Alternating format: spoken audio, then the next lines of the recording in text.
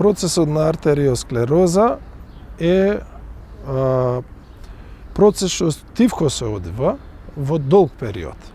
Значи, децата не се во ризик за тие години додека растат, меѓутоа вистината е дека статистиката кажува дека веќе во третата деценија од животот ние веќе го плаќаме данокот на нездравата исхрана, нездравиот начин на живот со манифестирање на артериосклерозата. Видете, артериосклерозата се манифестира со проблеми на кардиоваскуларниот систем. Значи, ние не го гледаме тоа.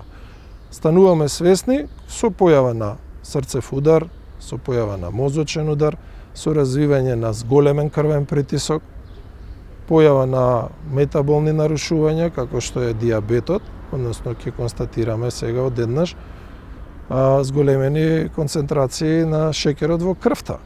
Велиме млада особа. Да, ама го јасноста во текот на овие години, јас пак ќе речам 2 до 3 децении, довела до развој, до манифестација на артериосклерозата.